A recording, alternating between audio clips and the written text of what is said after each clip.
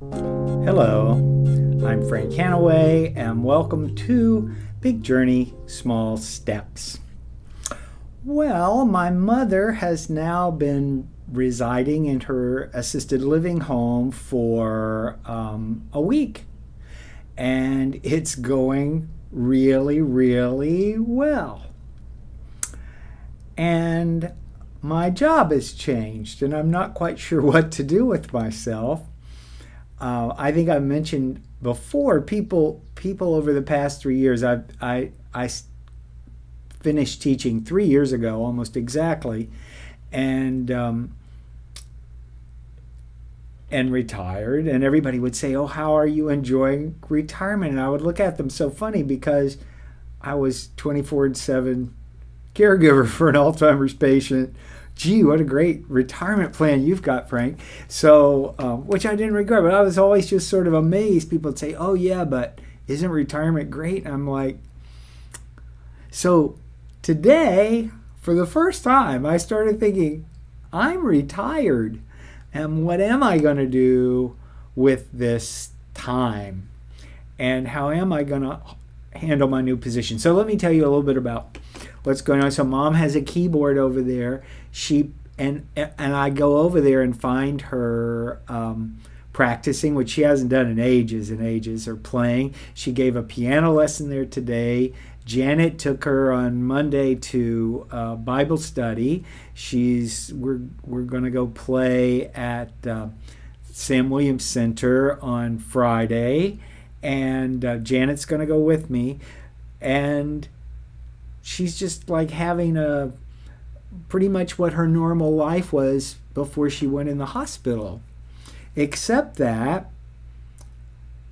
I have a life too that's not just about taking care of her, which that was okay. That was great, but I was starting to feel, well, it concerned me because I didn't think I was up to it physically.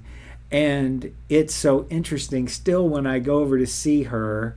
She's usually sitting in the living room with the other ladies, and she'll immediately say, "Oh, well, I need you to take me to the bathroom." And I'll say, "Well, what are we supposed to do when we go to the bathroom?"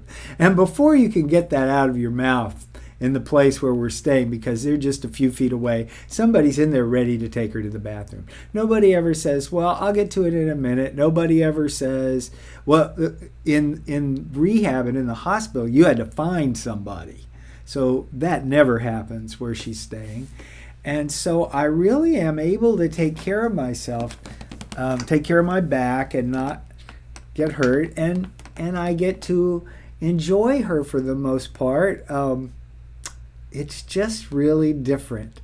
And I tell them over there, you tell me what to do. I mean, they ask about everything. What's my preference? I'm finding out all kind of things since she's in this new environment that I didn't know before for years. And she started this and she cooked it herself. She had 2 meals a day and they were exactly the same. She had sandwich thins with a hard fried egg and soy bacon on it and a slice of tomato for breakfast. And then at lunch she had sandwich thins with a soy burger and a slice of tomato on it. And so we had some issues, I've talked about it already on this channel, with her eating, but she's gotten her appetite back and her will to eat. So she eats all the time now, which is super. I mean, she's not eating too much, but she eats a healthy amount of food. So she's eating what they cook for her, because the house, when you go over there, always smells wonderful. They're cooking fresh meals. It's not like institutional food. They do pretty little desserts and all kind of things. It's just amazing. I keep thinking, when is the shoe going to drop? But so far it hasn't. So she's eating a varied diet, which I like very much, because I didn't know how to get off the other thing. I would try to cook for her, but I had to be careful for a long time. In all fairness, for a long time when she was on Coumadin, we had to be really careful about what she ate, because she either had to eat the same amount of vitamin K every day. Anyway, don't need to go into that, but that mattered. And then she just didn't want anything else. So that's wonderful. So she's eating well. Physical therapy comes there. The doctor comes there. The podiatrist came there.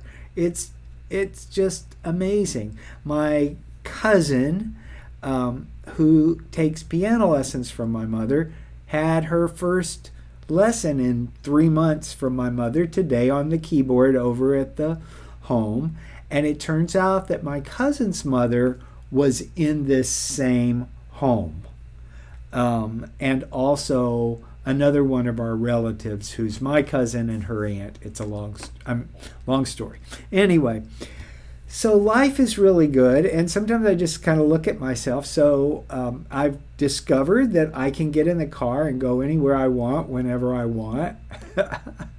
When I take a walk with the dog in the morning, I'm not anxious that I'll come back to find my mother trying to do something she shouldn't have tried to do. I mean, it was hard to walk the dog, especially.